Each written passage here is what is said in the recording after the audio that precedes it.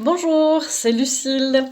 Si tu arrives sur cette vidéo, c'est que tu te questionnes sur ce qu'est exactement le coaching et sur ce qu'est aussi évidemment mon coaching. En discutant avec les personnes que j'accompagne, je m'aperçois souvent en fait que les gens ont des idées préconçues sur le coaching ou ne savent pas exactement à quoi s'attendre et sont même souvent très agréablement surpris. Sur le marché du développement personnel, tu vas trouver beaucoup de choses. Tu vas trouver beaucoup de choses en matière de thérapie, de psychothérapie, aussi de thérapie énergétique et tu vas trouver également du coaching. La question qu'on me pose souvent, c'est finalement, quelle est la différence entre la psychothérapie et le coaching? Alors, je suis moi-même formée en psychosophothérapie, que j'ai exercée pendant un certain nombre d'années. Et puis, j'en suis venue naturellement au coaching, parce que dans ma vision personnelle, en fait, j'ai trouvé que j'étais arrivée aux limites de l'accompagnement thérapeutique et je voulais pouvoir aller plus loin. Alors, pour moi-même, déjà, de base, et puis dans mes accompagnements. Je vais donc t'expliquer ça à partir de mon regard à moi et de mon expérience en tant que praticienne et en tant que cliente. La thérapie, on va regarder ton histoire, on va regarder ton passé pour arriver à la personne que tu es aujourd'hui. On va regarder comment toutes tes histoires du passé, toutes les influences de ton passé ont fait que tu es devenu, malgré toi, la personne que tu es aujourd'hui, avec tes difficultés, tes freins et tes limites.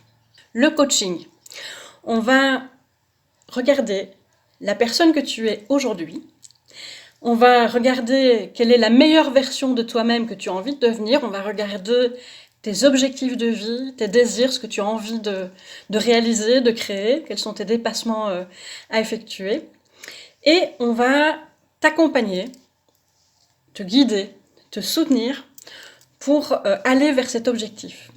Et pour ce faire, on va partir de la personne que tu es aujourd'hui et on va regarder où se trouvent tes freins, tes limites, tes croyances limitantes, éventuellement les choses du passé que tu as pris avec toi comme bagage et qui vont te freiner vers l'objectif que tu veux atteindre. On va regarder aussi tous tes angles morts, c'est-à-dire quand tu as l'habitude, surtout quand tu as l'habitude d'ailleurs, de travailler sur toi, tu acquiers une certaine maîtrise, de regarder à l'intérieur de toi, au fond de toi, ce qui se passe, tes mécanismes, de comprendre, etc. etc.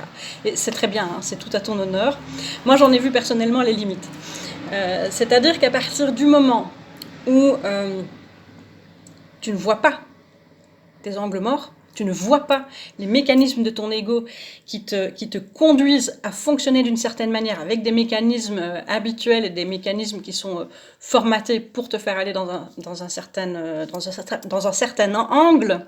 Si tu ne vois pas ça, en fait, tu vas continuer à réfléchir, à te sonder, à sentir les choses, à donner une orientation aux choses, une réflexion sur tes ressentis et une réflexion sur tes pensées, pour aller dans un certain sens. En fait, tu vas toujours continuer à fonctionner dans la même machine.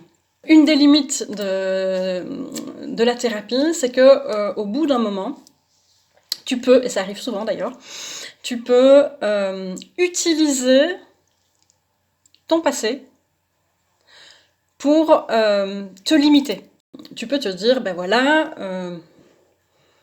j'ai vécu ça par le passé, j'ai vécu tel drame, j'ai vécu telle difficulté. Mes parents ont fait ceci de moi, mes parents ont agi comme si avec moi, mes expériences de vie ont fait ceci, mes conjoints ont fait cela, j'ai vécu ça avec mes enfants, j'ai vécu ça dans mes relations. Et donc, à cause de tout ça, je suis devenue la personne que je suis aujourd'hui. Donc, si j'ai vécu ça, c'est normal. C'est normal que je suis celle que je suis aujourd'hui, c'est normal que j'ai telle difficulté, c'est normal que j'ai tel trauma, c'est normal que j'ai telle peur, c'est normal que j'ai tel frein. Et en fait, tu vois, en fait, ça te fait une belle jambe. Parce que, fondamentalement, tu te connais très bien, tu connais ton histoire très très bien, tu connais ton passé, tu connais tes mémoires, tu les connais. Pour autant, même s'il y a des choses qui ont bougé dans ta vie parce que tu as adopté un autre regard, parce que tu as compris le pourquoi du comment, et bien malgré tout ça, dans ta vie, tu te retrouves encore confronté aux mêmes problèmes qui tournent en boucle, aux mêmes événements de vie qui se reproduisent. Et tu te retrouves quand même confronté à tes freins, à tes peurs, qui sont autant de défis qui te rendent difficile l'accessibilité à tes rêves, à tes projets, et qui te freinent dans l'accessibilité à voir grand, à avoir envie de grand, et surtout d'avoir envie de réaliser ta vie sur mesure par rapport à la personne que tu es, avec toutes tes compétences, tous tes potentiels, toutes tes manières de fonctionner, toute ta sensibilité, tout ce qui fait que tu es une multitude de qualités et de compétences à toi tout seul. Et en fait, tu ne l'as pas approché, ou t'en as approché une partie en tout cas, mais disons que ton puzzle, il n'est pas complet. Parce que tu as encore toute une série de freins. Parce qu'en fait, toutes tes mémoires limitantes, inconscientes, sont toujours encore présentes. Et pourquoi elles sont toujours encore présentes? Parce qu'en fait, ce n'est pas de savoir que ça existe qui va faire changer les choses et qui va transformer ta réalité. C'est pas de le savoir, non, non, non. Ce qui fait la différence, c'est qu'à partir du moment où tu te connectes à qui tu es, et surtout à ce que tu veux devenir, c'est-à-dire à la meilleure version de toi, que tu regardes les objectifs vers lesquels tu as envie d'aller, ce que tu as envie de réaliser de ta vie, ce que tu as envie de réaliser dans ta vie, si tu regardes ça, eh bien en fait, tu vas vite t'apercevoir que tu rencontres des freins et des limites. Ce qui fait la différence, c'est reprendre du pouvoir sur tes mécanismes. Et tu reprends du pouvoir sur tes mécanismes dès lors que tu acceptes que ta vie, ce sont des défis, et que tu acceptes que les peurs en font partie, et que donc tu fasses des choix qui sont le plus possible alignés à qui tu es, à qui tu as envie de devenir, et que tu poses des actes.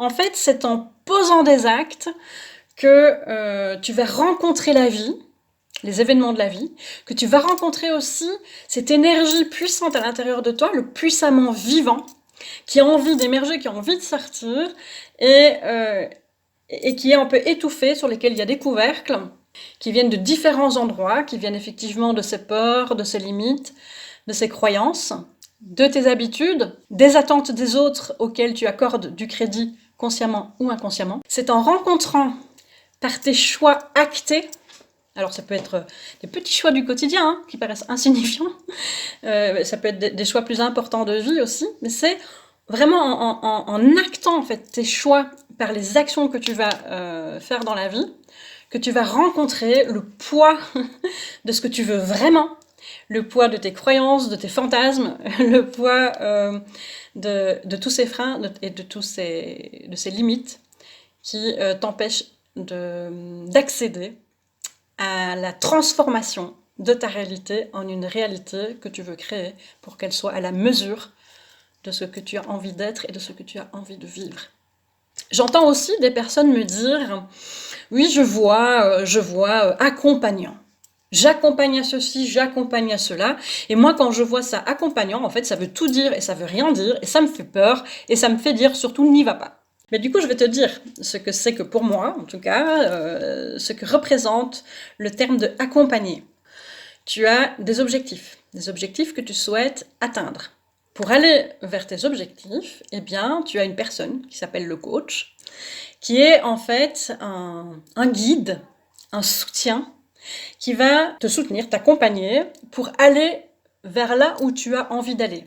Et qui va jouer ce rôle à partir de toutes ses compétences, de toutes ses connaissances et aussi de sa capacité à regarder dans tes angles morts. Tes angles morts, c'est ce que tu ne vois pas, ce à quoi tu n'as pas accès. Le coaching, c'est quelque chose qui te permet de bouger, tu vois, qui te permet de rentrer dans le mouvement, dans l'action, dans la vie, de te reconnecter à toi, à ton essence, au vivant en toi.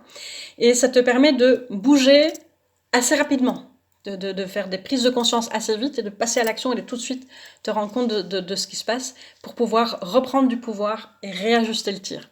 Alors que les processus thérapeutiques, généralement, demandent un certain temps, demandent beaucoup plus de temps, de maturation, de réflexion, d'introspection. Et les thérapies, on est souvent dedans pendant des années et des années.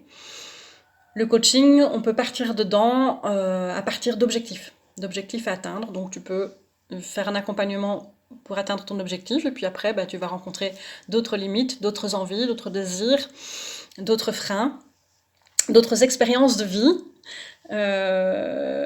où tu vas ressentir le besoin de te faire accompagner pour de nouveau te dépasser et de nouveau créer ta vie de plus en plus sur mesure. C'est sans doute pour cette raison d'ailleurs que les prix du coaching sont plus élevés que les prix des thérapies, des psychothérapies, des thérapies énergétiques. Comme le coaching prend en considération le fait de fonctionner avec le dépassement de soi, avec des défis, avec des objectifs, eh bien ça te permet aussi de toujours aller plus loin, d'aller plus profond, d'aller plus en découverte, d'être curieux aussi de la vie et d'avoir envie de vivre des expériences. Voilà, j'espère que ces explications sur le coaching dans le développement personnel t'aura été utile, que tu vois un petit peu plus clair et que peut-être ça te donnera envie de vivre cette expérience de transformation pour la meilleure version de toi. Allez, ciao!